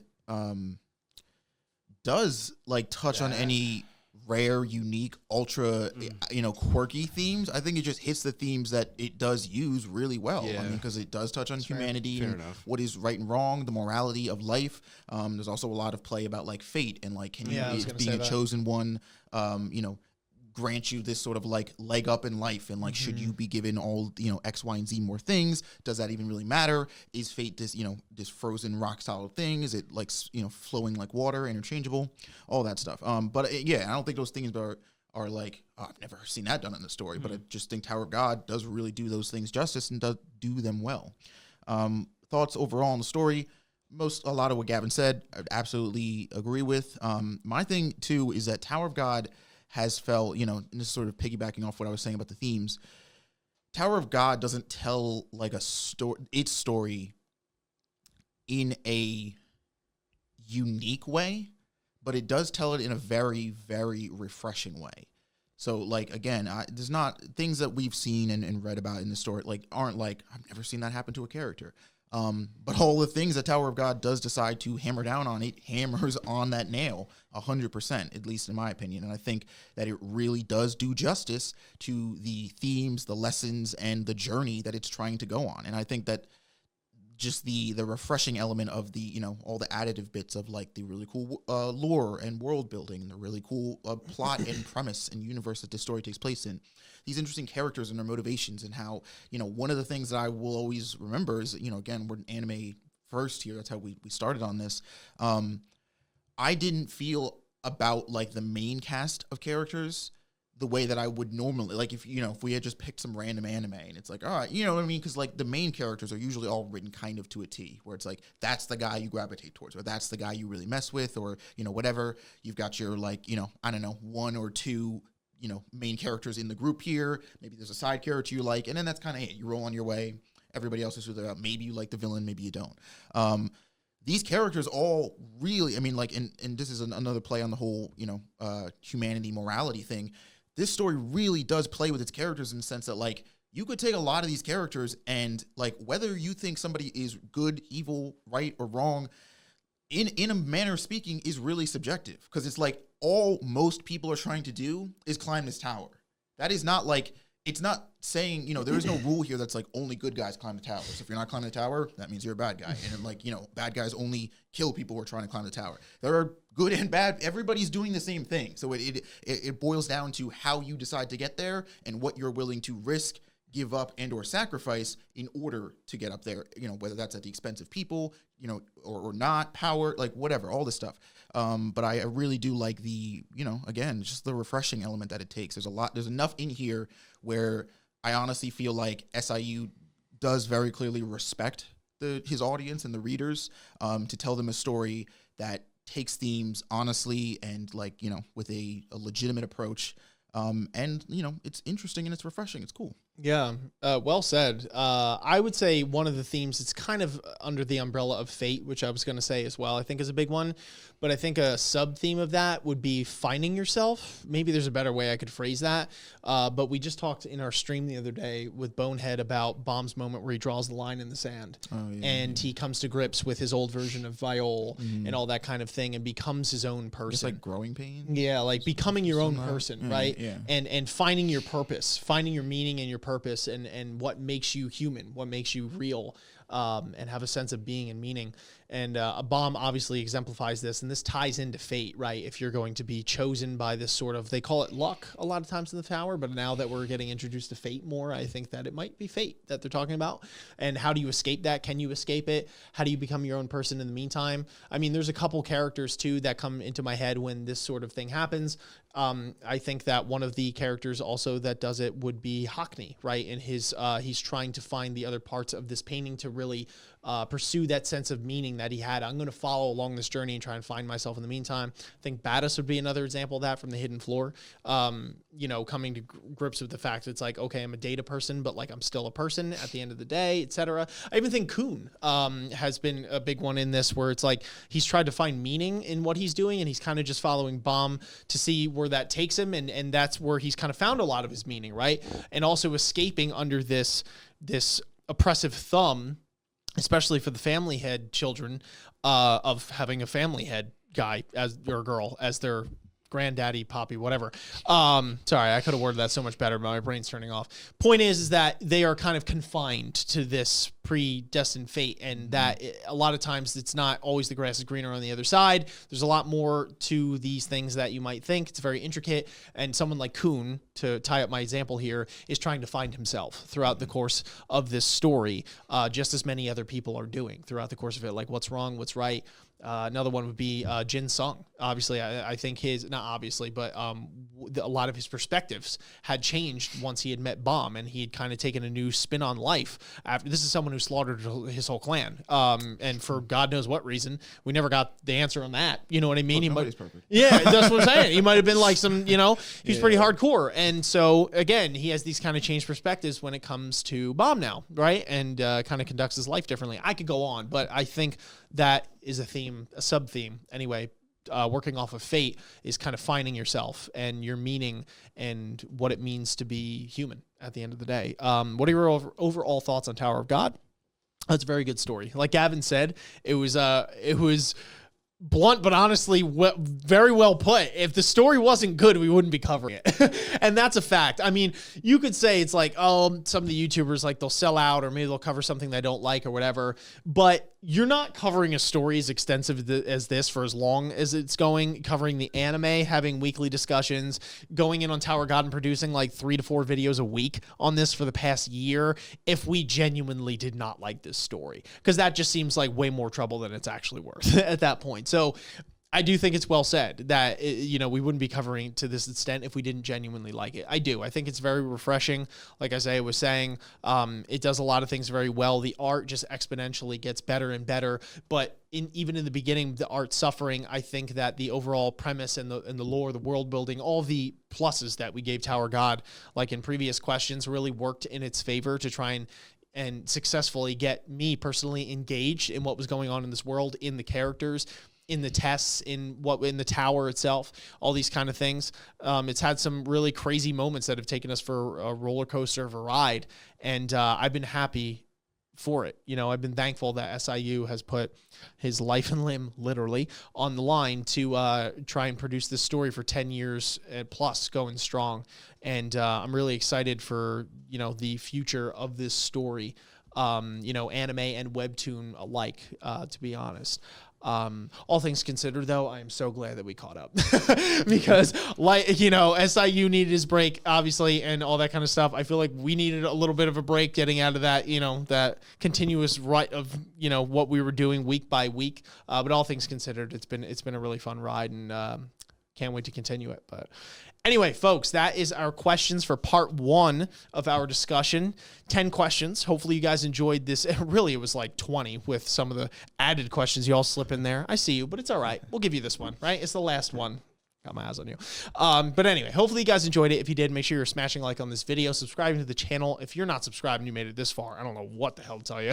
Hit that bell if you haven't already, because that may be something you didn't do yet. So definitely do that so you don't miss any future content from the channel. Hit us up in the comments down below what you thought of our discussion, the questions, etc.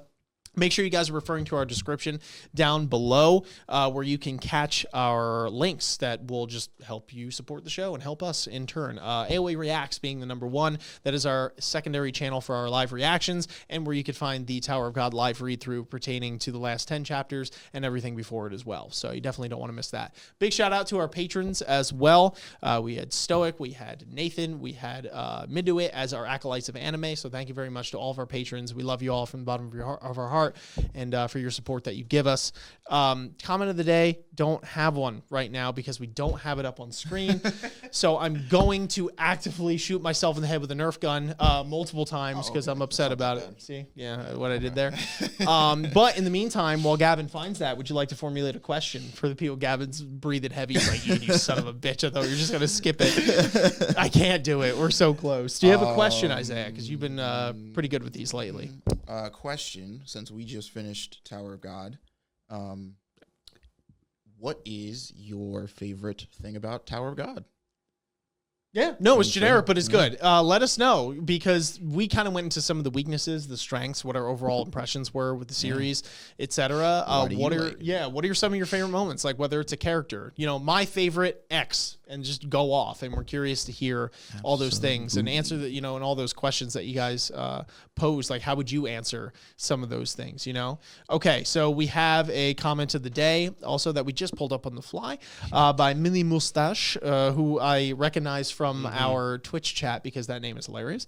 The name of Jihad's commander-in-chief is a doorknob, a Dorothy, and Dorsey, something like that. I know what you mean. And Dori Jihad, which was the Dori Jihad was what Isaiah asked last time.